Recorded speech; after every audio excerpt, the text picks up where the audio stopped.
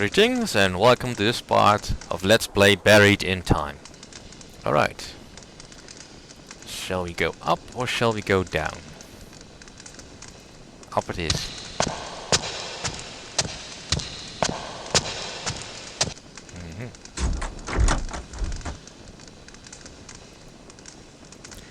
Well, no point in going to the roof then. We go down.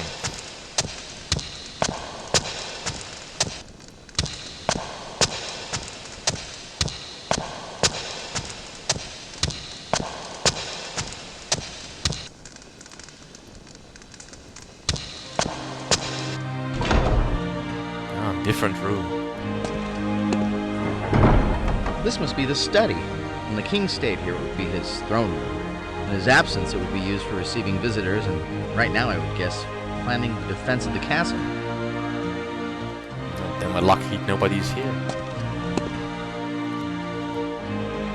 What's this? Ah, book.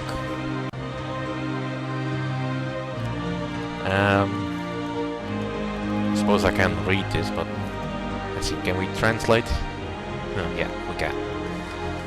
The war is not going well. Philip's troops have taken Gournay and Conches and have set up camp on the Baniers Peninsula. With such victories under his belt, it shall not be long before he gathers the confidence to attack. Chateau Gaillard.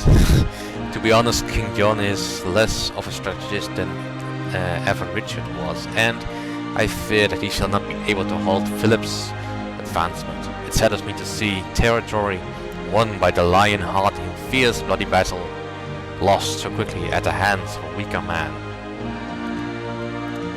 11th August 1203. I was awakened this balmy August morning by the sound of clashing armor and men screaming. The inevitable has come to pass. Philip, Augustus' troops have attacked the garrisons along the Seine. He has already gained much ground, so sudden and fierce was the assault. As our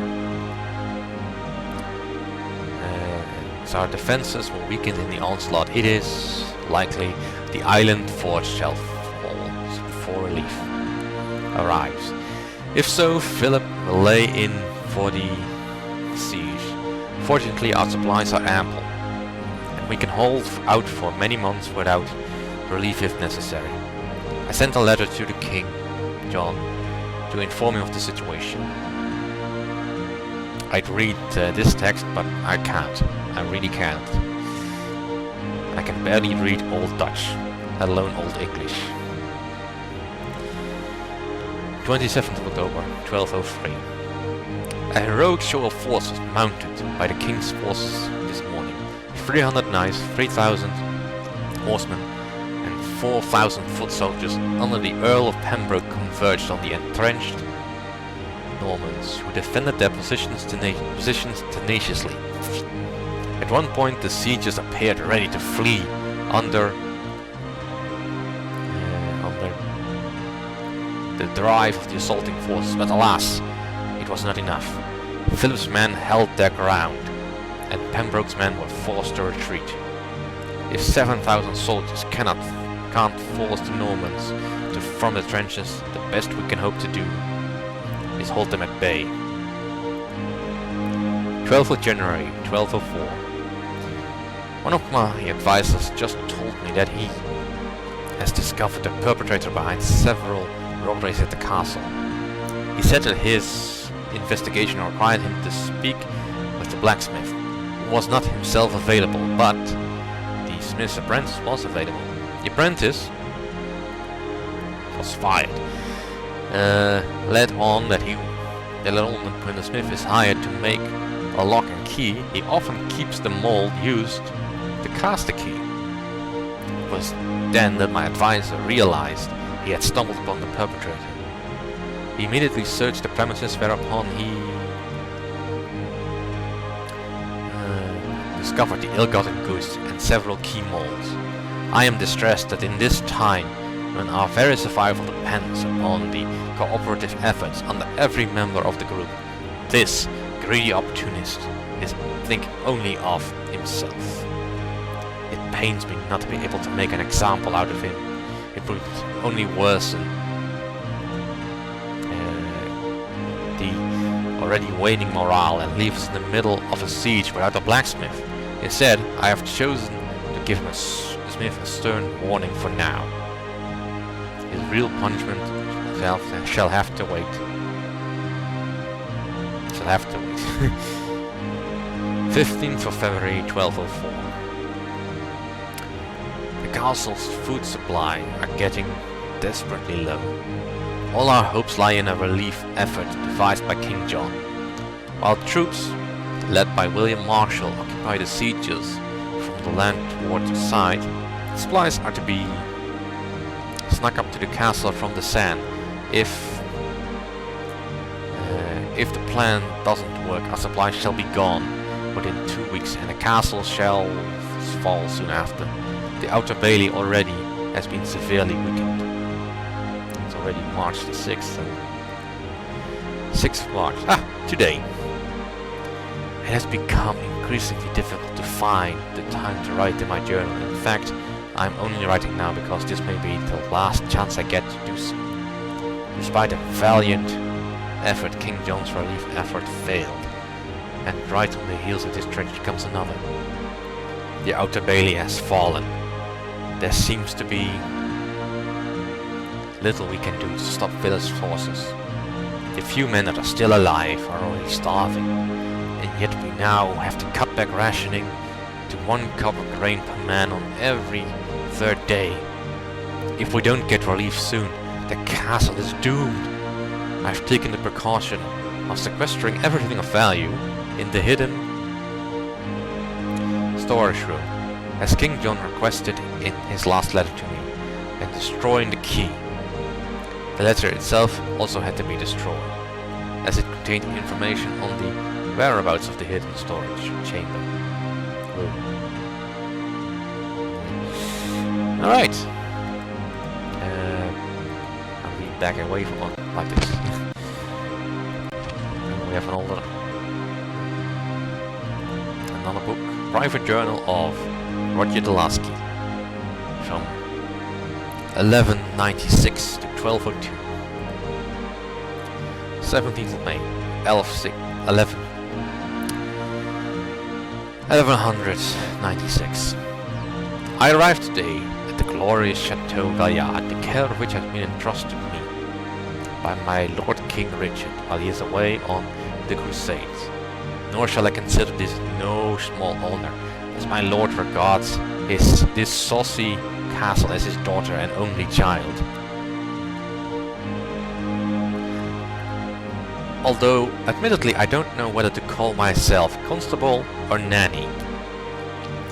This magnificent castle sits high atop a ridge of the Les Andelys Mountains, looking down defensively over the Normandy Sand River Valley. Here it stands before God and all, a constant taunting reminder to Philip, Augustus, of his losses to our most valiant Coeur de Lion.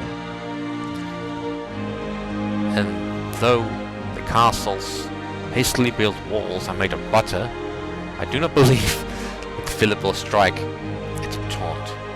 He knows better than to try to take King Richard's most cherished possession. Nevertheless, I shall carry out my duty with all due ceremony. 7th of April, 1199. I learned today of the passing of a great warrior. The lion heart beats no more. Long live the king! He shall be greatly missed. However, being so sudden and unforeseen, King Richard's death has left England without a king, and Chateau in a precarious position, I guess. Should Philip Augustus learn of King Richard's demise, I don't doubt he shall. He won't waste time. Let's read it again.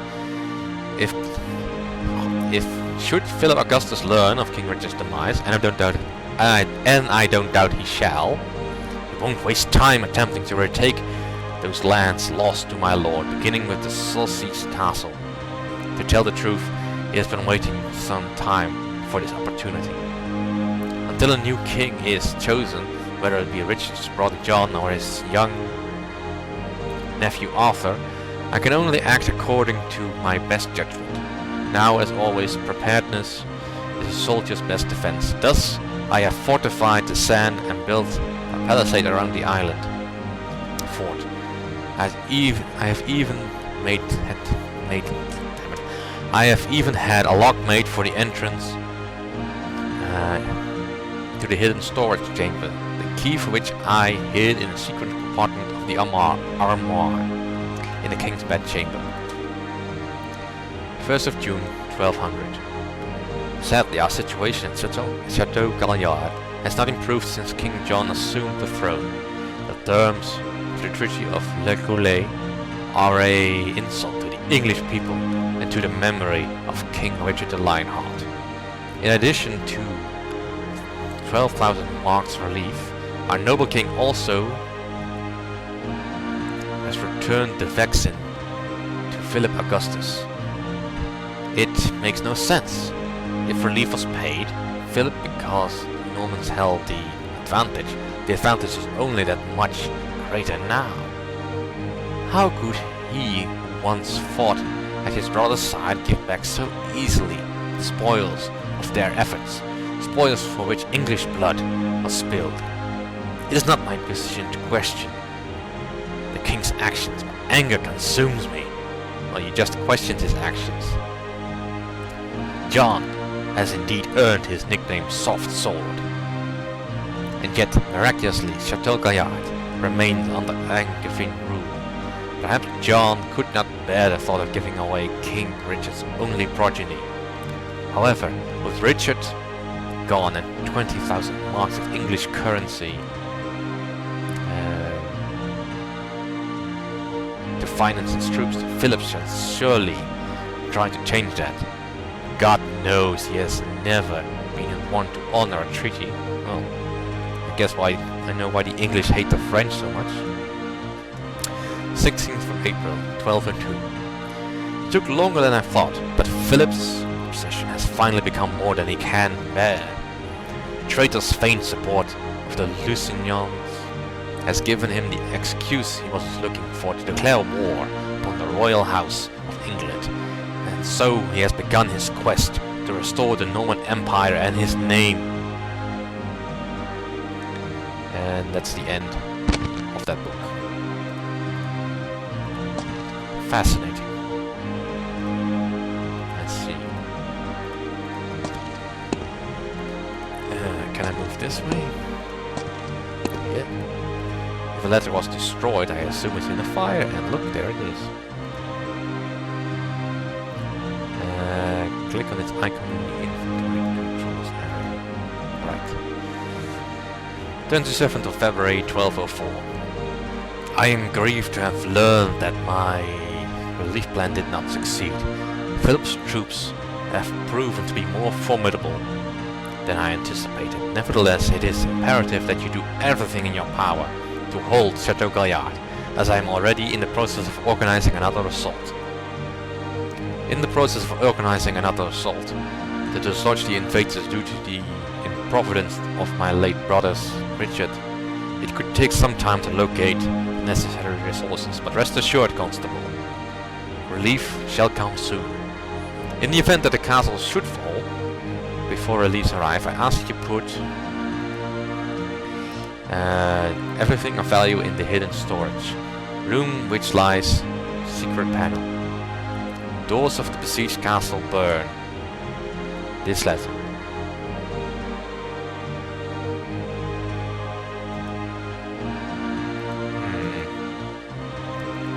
Doors of the besieged castle. Actually, after all that, I think I'll save.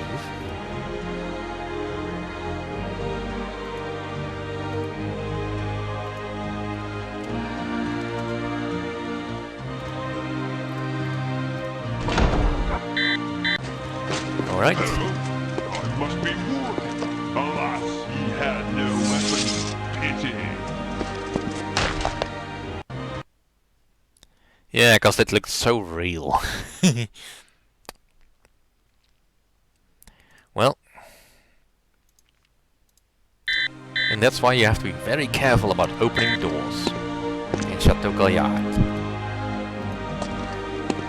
Well, at least this door is still safe.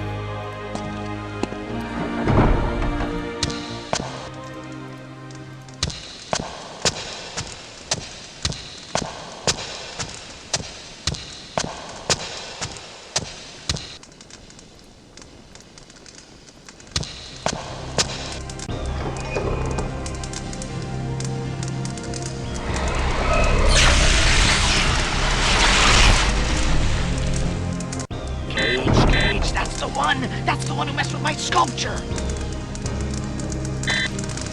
That recorded some evidence. I know what the evidence is, but let's look at it anyway. Presence of a second train travel inconsistent with the TSA coral log scanner report.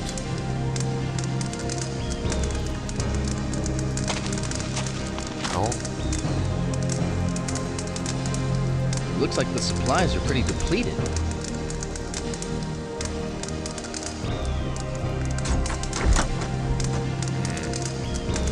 We need a key.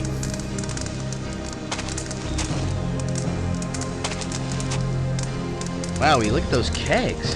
Probably not much left in them this far in the siege. What I'm trying to figure out is where do you put the tap? Yeah. Pretty much stuck here. Still, something about what that letter said about the castle gates. We did see an image of a castle under siege, back in the king's chamber. The tapestry.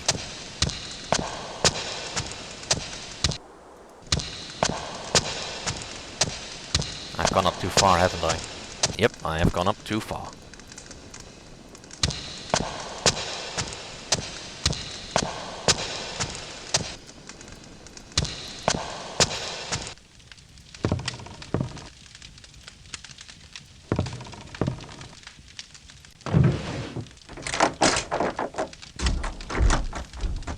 Well, that sounded like something was unlocked. But alas, we cannot do anything. For we do not have the key. So basically we'll have to abort this mission. Let's just go home. And on to our next move.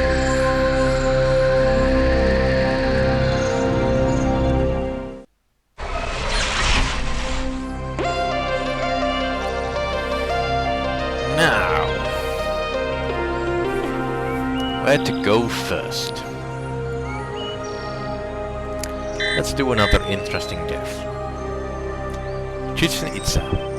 Sometime around 1000 AD, the ancient Mayan civilization of the Yucatan Peninsula began to die out for reasons yet unknown. Also around this time, the Mayan capital of Chichen Itza lay host to a newcomers in the form of the Toltecs, a culture closely related to the Aztecs.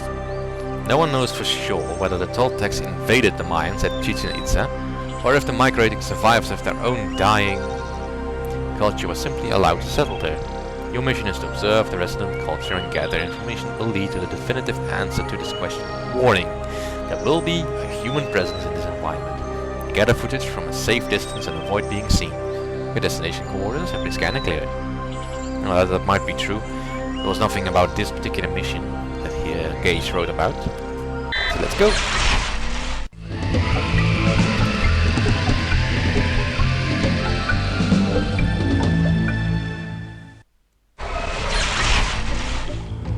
Now, I don't really have the time to go into depth because, well, that would take too long. But The pelota field. The Maya played a game which was kind of a cross between basketball and soccer. Without using their hands or feet, they'd have to knock a hard rubber ball through a slightly larger stone hoop as high as 30 feet off the ground. No such thing as sore losers, mainly because the losers were decapitated. that sounds kind of extreme. Imagine instead of red cards you got decapitated in football. Overlooking the ball court is the Temple of the Jaguars, which also function as box seats for the royalty.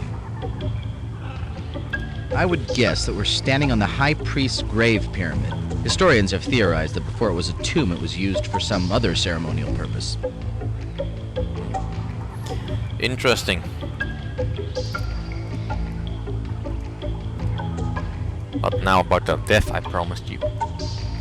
This is one of the more amusing deaths, according to me. Within 500 meters, there is human presence detected.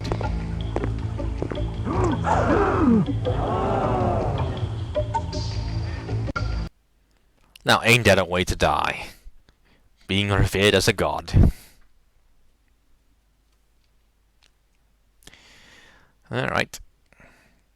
But that's it for this time. I'll see you all in the next part. Goodbye.